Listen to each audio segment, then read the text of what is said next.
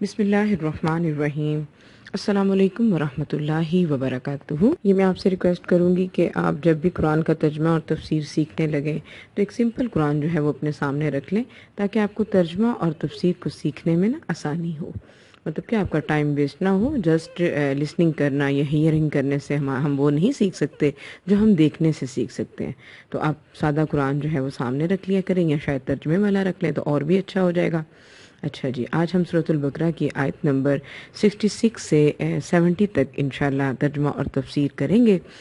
فَجَعَلْنَاهَا، تو بنا دیا ہم نے اس کو، نکالن عبرت، لما واسطے اس کے، بینہ جو آگے ہے، یدیہا اس کے آگے، وما خلفہا اور اس کے پیچھے، یعنی کہ اللہ تعالیٰ نے اس کو اگلوں اور پچھلوں کے لیے عبرت بنا دیا۔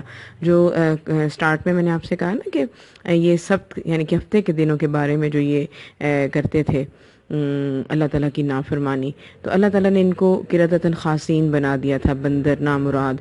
تو اللہ تعالیٰ فرما رہے ہیں کہ میں نے اس کو پھر اگلوں پچھلوں کے لیے عبرت بنا دیا، وموعظۃ اور نصیحت، للمتقین پرہیزگاروں کے لیے۔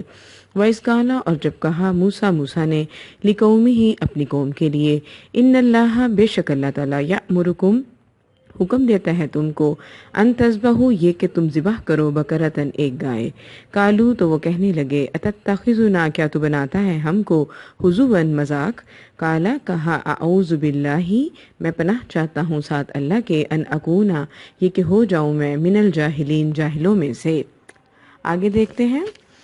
قالوا ادعوا لنا تو انہوں نے کہا پکارو ہمارے لیے، رب کا اپنے رب سے، یبین لنا یہ کہ واضح بیان کرے ہمارے لیے، ما ہیا یہ کیسی ہو، یعنی کہ گائے کے بارے میں سوال کرنے لگے کہ یہ کیسی ہو، اس کی ماہیت کیسی ہو۔ کالا تو کہا، انہو بے شک وہ، یقولو وہ کہتا ہے، انہا بے شک، بقرتن یہ گائے، لا فارزن نہ وہ بوڑھی ہو، ولا بکرن اور نہ وہ جوان ہو، اوانم درمیان، بینہ آگے، ذالکہ اسی طرح یعنی کہ اس کی درمیانی عمر کی ہو، ففعلوا تو پس تم کرو، ففعلوا تو پس تم کرو، ما تؤمرون جو تم حکم دیے جاتے ہو۔ قالوا ادعوا تو کہا انہوں نے پکارو یا دعا مانگو ہمارے لیے اپنے رب سے، رب کا اپنے رب سے، یبین لنا یہ کہ بیان کرے ہمارے لیے، ما لونہا کہ اس کا رنگ کیسا ہو۔ کالا تو کہا، انہو بے شک وہ، یقولو وہ کہتا ہے، انہا بے شک، بقرتن گائے، صفراء زرد رنگ کی، فاقعن جو چمکیلا ہو، لونہا اس کا رنگ، تسر الناظرین اچھا لگے، بھلا لگے دیکھنے والوں کو۔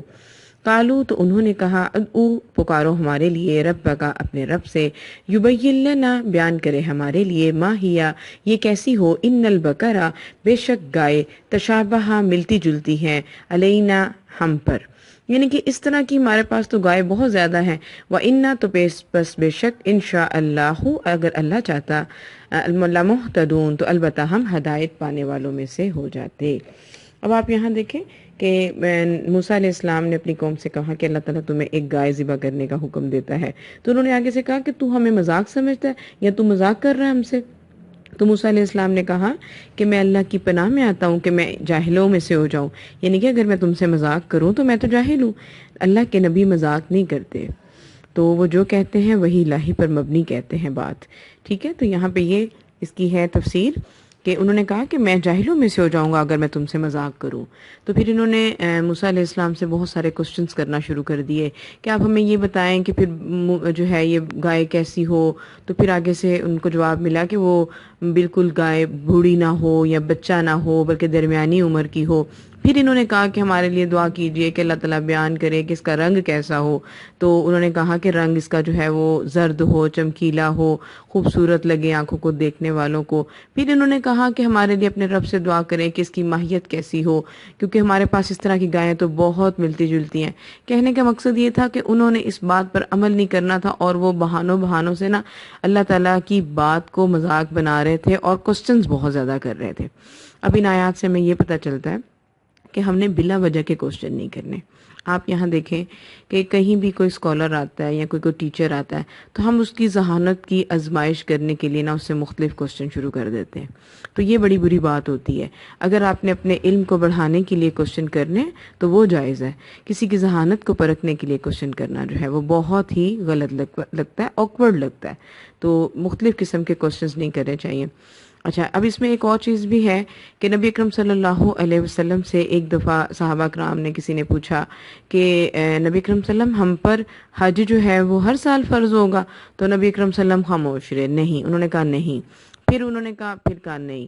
دیکھیں، اگر نبی اکرم صلی اللہ علیہ وسلم کہہ دیتے ہاں تو پھر ہم پر حج ہر سال فرض ہو جاتا۔ اب کثرت سوال کا کتنا نقصان ہے، آپ یہ دیکھیں۔ تو نبی اکرم صلی اللہ علیہ وسلم نے یہی بعد میں کہا کہ اگر میں ہاں کہہ دیتا تو تم پر ہر سال حج فرض ہو جاتا، اور کتنا مشکل تھا، فائنینشلی ہم اس کو افورڈ نہیں کر سکتے حج کو ہر سال۔ لوگ تو زندگی میں ایک دفعہ افورڈ نہیں کر رہے، تو ہر سال کیسے کرتے؟ تو یہی یہاں پر ہے۔ تو آگے پھر یہ کہنے لگے قالوا ادع لنا ربک یبین لنا، پھر وہ کہنے لگے کہ ہم سے پھر اپنے رب سے دریافت کرو کہ یہ گائے کیسی ہو، کیونکہ اس طرح کی ملتی جلتی گائے تو بہت زیادہ ہیں۔ پھر انہوں نے کہا کہ اگر اللہ نے چاہا تو ہم ہدایت پانے والوں میں سے ہو جائیں گے۔ ٹھیک ہے، اس کی تفسیر 70 تک تو اتنی ہی ہے، پھر آگے انشاءاللہ 71 سے 75 تک کل کریں گے۔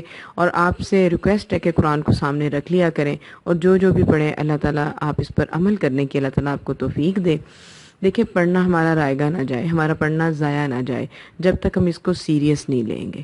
تو سیریس لینا ہے، اللہ تعالیٰ ہماری بھی ان چھوٹی چھوٹی کوششوں کو قبول کرے جو ہم آپ کے لیے چھوٹی چھوٹی کر رہے ہیں۔ تو اللہ تعالیٰ ہمارا پڑھنا پڑھانا قبول کرے، اللہ ہماری ذاتوں کو ہمارے والدین کے لیے صدقہ جاریہ بنائے، اللہ تعالیٰ آپ کو قرآن پر عمل کرنے کی بہترین توفیق عطا فرمائے، آمین ثم آمین۔